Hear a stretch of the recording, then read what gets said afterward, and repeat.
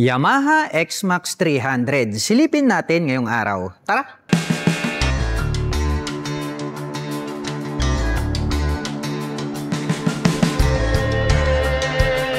Yamaha X-Max 300. Napakalupit po ng pagkakadisenyo nito pong kanyang main headlight dahil naka-X design po ito. Pag atin pong tinitigan, ito pong kanyang main headlight ay gumagamit na po ito ng LED para po rito sa kanyang high beam and low beam. At nagkaroon po siya rito ng daytime running light dito sa bandang ibaba. Naka-V-shape design po ito. Matulis po ito pong kanyang mga edges at front face cover. Habang yung kanya naman pong turn signals ay located po rito sa bandang itaas. Connected po siya rito sa kanyang malapit dito po sa kanyang windshield. Black color naman po ito at naka full LED na rin po ito pong kanyang mga turn signals. At mayroon naman po itong adjustable na windshield. Hindi lang po siya naka-installed ngayon. Diecast po yung kanilang ginagamit dito na dark gray color at may naka-intact naman po rito na Yamaha. At pagdating naman po rito po sa kanyang side profile, napaka-bulky po nito. Matte black po rito sa bandang itaas at dito naman po sa bandang ibaba ay glossy po ito. At may makikita po tayo rito na Yamaha logo. At ito po ay gumagamit ng traditional telescopic fork para po rito sa kanyang front suspension. Black color po yan. At ito po ay equipped with single rotor disc brake with 2-pot caliper na black color. At blue color naman po ito pong kanyang cast wheel.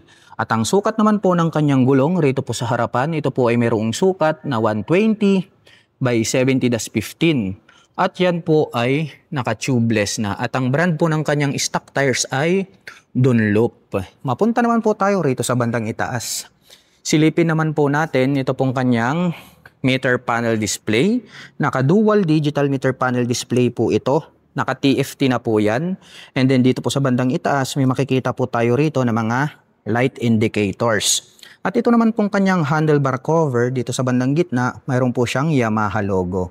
At pagdating naman po sa kanyang mga button selectors, mayroon po itong passing light, high beam and low beam, turn signal selectors at ang kanyang horn. Mayroon po siyang additional button dito, and then mayroon din po siyang home and then back button. Habang dito naman po sa kabila, mayroon po itong engine kill switch at electric starter. Mayroon din po siya ritong hazard button. At ito pong kanyang mga handle grip is black color po siya. Itim din po ang kulay. Nito pong kanyang mga brake levers at dahon type naman po na black color at diecast na rin po ito pong kanyang side mirrors. At ito po pala ay gumagamit ng smart keyless system para po rito sa kanyang ignition. Included na po rito yung kanyang seat opener. At ang Yamaha X-Max 300 ay meron po itong 795mm na seat height at meron naman po itong ground clearance na 135mm. Ngayon naman po ay susubukan nating sakyan para maipakita ko sa inyo kung gaano nga ba ito kataas. Para po sa mga magtatanong, ang aking height is 5'6". Makikita nyo naman, tiptoe tayo pero saktong-sakto lang po ito para po sa mga tulad ko na 5'6" in height. At ito pong kanyang fuel tank ay located po rito po sa bandang gitna. At ito po pala ay mayroong fuel tank capacity na 13 liters. At napansin ko lang may nakalagay po rito na decal na Yamaha Motorcycle Connect. So mayroon po itong Y-Connect. Pwede po nating i-connect yung ating mga mobile phones para ma-access natin yung internal system nito pong X-Max 300. At mayroon naman po itong 2 front pockets. Well, hindi natin yan mabubuksan ngayon dahil mabubuksan lang po natin ito kapag activated po ito pong ating scooter. Diyan na rin po naka-installed yung kanyang USB power socket na kung saan ay makakapag-recharge po tayo ng ating mga mobile phones at gadgets. At ito pong kanyang pillion board ay maluwag. Kasyang-kasya po rito yung ating mga paa. At mayroon din po itong footrest extension. Black color po ito pong kanyang anti-slip na rubber cover. At dito po sa kanyang side profile, glossy black ito. Nagkaroon po pala siya ng decal rito na minimal lang na blue. Tapos may nakalagay na X-Max. Nagkaroon po siya ng mga pins dito. And then black color po siya rito. At ito po palang kanyang upuan. Napakalapad. Ayan oh. Talagang premium yung kanyang dating. Ito pong kanyang seat cover ay combination po ito ng gray and then dark gray. Yung pagkakatahi, kitang-kita natin na matibay. Meron pong naka-intact rito na X-Max. Malambot din po siya. At talagang napakalapad no. Talagang parang nakaupo sa sopa kapag ganito kalapad yung upuan ng isang scooter. At ito pong kanyang integrated na grab bar is black color din po siya. At dito po sa kanyang side profile, may nakalagay naman po rito na X-Max in blue color. At pagdating naman po rito po sa kanyang pillion step, alloy na po ito, not fadable. Nagkaroon ng slot rito kapag ating binalik ay hindi masasagi ng ating mga paa. Mayroon din po itong side stand na tubular. Mayroon na po itong side stand engine cutoff switch.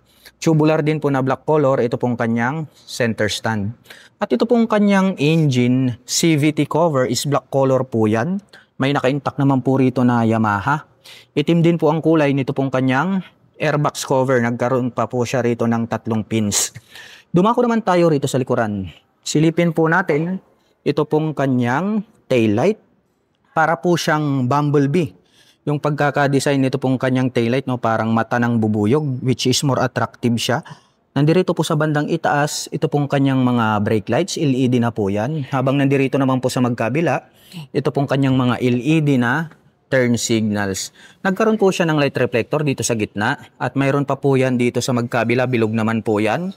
Mayroon na din po siyang plate light rito, itong nakaumbok na to.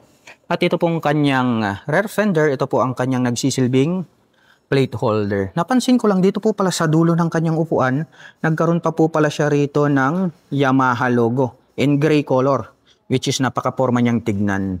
At pagdating naman po rito sa kanyang rear suspension, ito po ay gumagamit ng dual shock absorber. Yung coil spring na ginamit is black color po siya.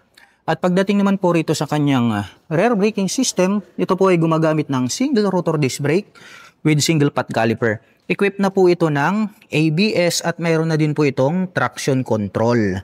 At blue color naman po, ito pong kanyang cast wheel. At ang sukat po ng kanyang gulong rito sa likuran ay mayroon pong sukat na 140 by 70-14. Tubeless na po yan.